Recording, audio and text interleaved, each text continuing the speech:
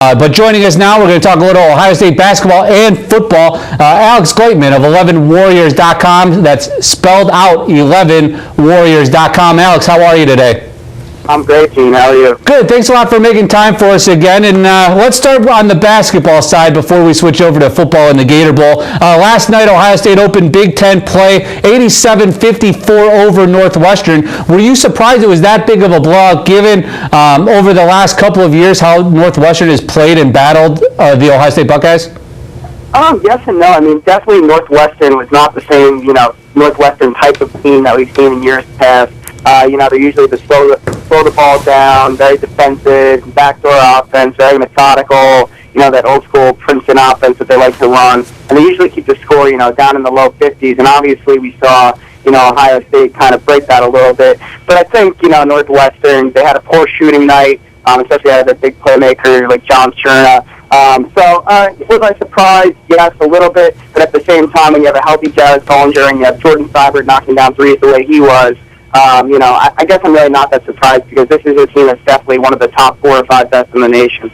Yeah, and you look at that, 10 of 20 from the three-point line last night, 50%, and that's been a staple of Thad Matta's offenses, over his time at Ohio State and even, before that at Butler and Xavier as well.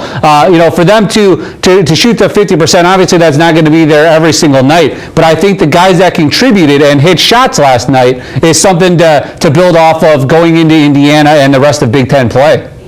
Yeah, definitely. I mean, when I talk about Ohio State's team this year, I said the one thing I think they're missing the most is Don Diebler's ability to hit the three-pointer. I think that's just, a dagger in the heart of opponents. They could definitely win the game by pounding it into Solinger and, having Thomas and Buford slash the lane, but having that three-point threat, I think, is definitely huge, and maybe it has to come out of William Buford playing on the perimeter a little bit more, kind of the way he did last night with that 28-point explosion, or whether it's Jordan Seibert coming off the bench and knocking down some three-pointers. Someone has to step up from behind the arc, and I think, you're kind of seeing the start of that last night. And talk a little bit about William Buford. Career high last night, 28 points, hit 5 of 7 from three-point land, made all his free throws, 9 rebounds in the game. And like you said, it was a little bit, maybe too much for my liking outside. I'd like to see him, maybe a little bit more inside of the arc. But, just your thoughts on his game being that senior leader for this team.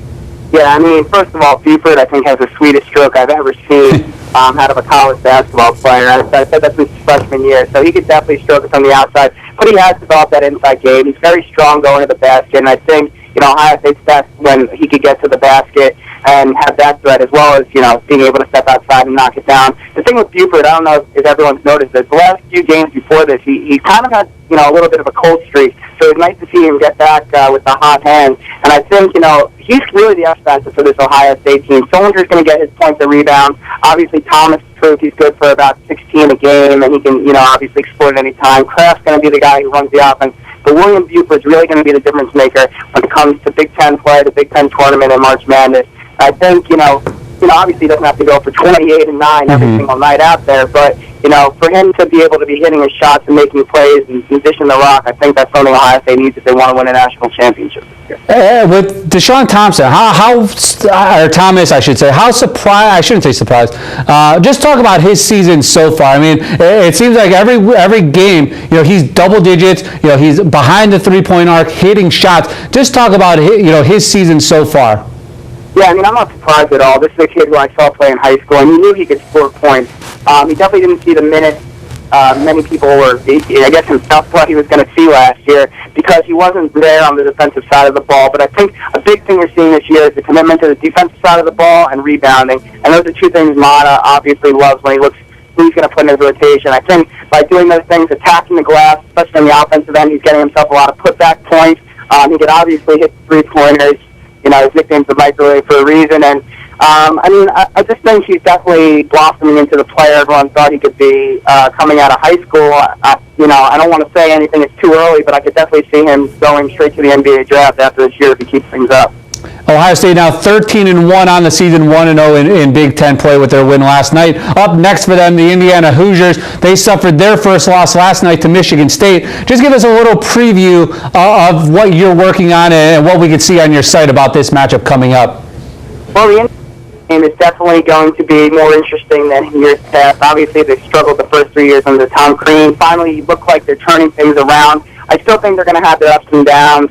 Cody Zeller's a young player. He's not, come in, I'm going to save this program type of guy. He's definitely someone who's going to contribute to that. But guys like Jared Solinger and Draymond Green last night, they're going to have a part in shutting him down. So, from that perspective, it's going to be an exciting match to see if that can happen. From our site, we have previews for every basketball game. They'll come out the day of the game, so look for that Saturday morning. New Year's Eve, obviously that game is a 6 p.m. Eastern time tip-off. We'll probably have the preview up on the site around, maybe 10, 11 a.m. Give you guys plenty of time to check out the matchups. We'll break down both teams, what they do well, what they need to do to win the game, and kind of maybe a little bit of a prediction of how we see the game going. But, I think if Ohio State goes in there and does their job in defending Zeller and taking away the three-pointer from guys like Jordan Holes and Christian Watfordson shooting well, guys like that, I think Ohio State should win the basketball game. Alex Gieliman of 11warriors.com, and it's 11 spelled out, warriors.com. Let's flip over to the football side. The Gator Bowl coming up on Monday, on the 2nd, against the Florida Gators.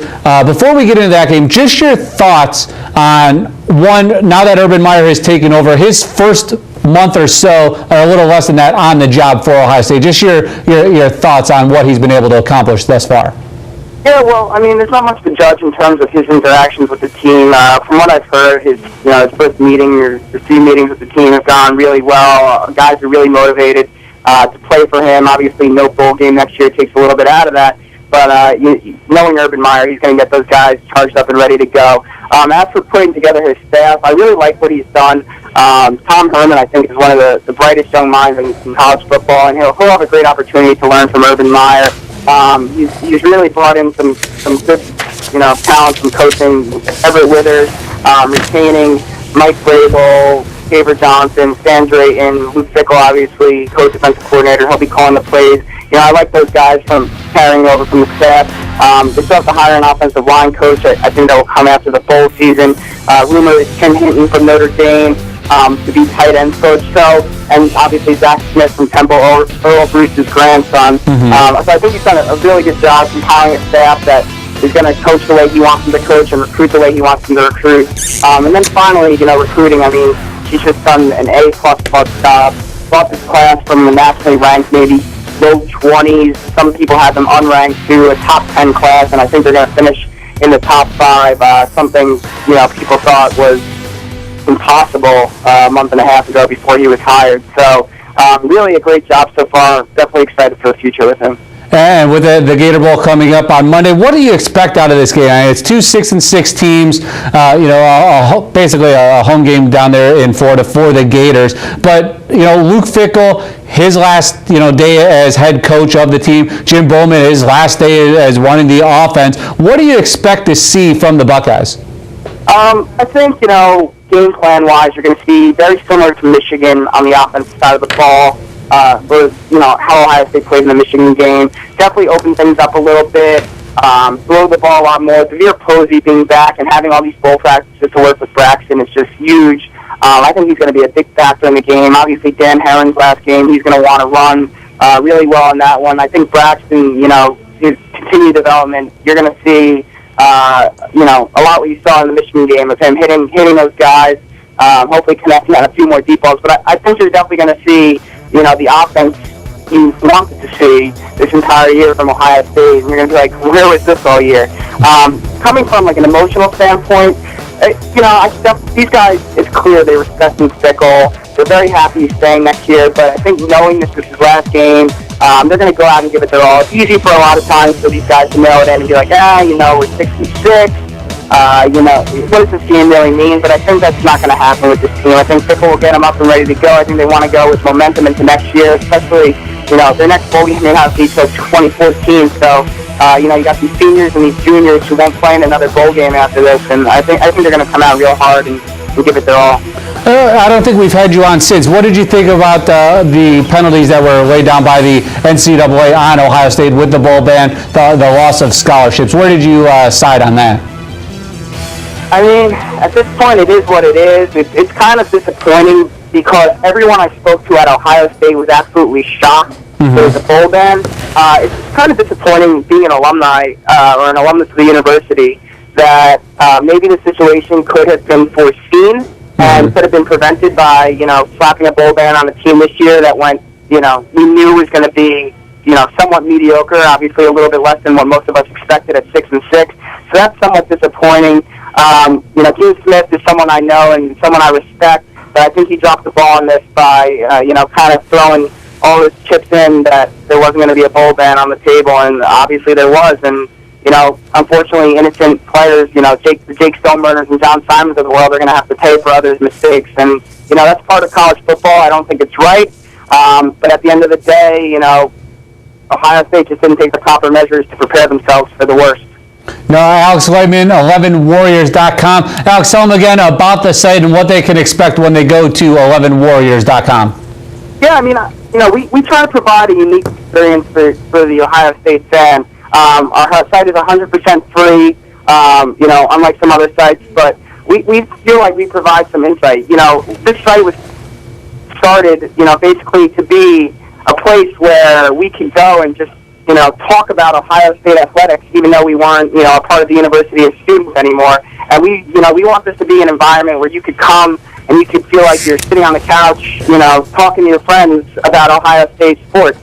We cover, now we cover football and basketball primarily. Obviously, those are the big two, but we do have some coverage of the other sports. We have a weekly feature talking about, all the other, non-revenue sports at Ohio State. We cover recruiting. We get some, inside information that we have. We've obviously built up some sources, very credible. It's really a place you can get everything: game previews, game wrap-ups, analysis. We have a great staff, and we're just trying to provide the Ohio State fan the ultimate experience, all for free.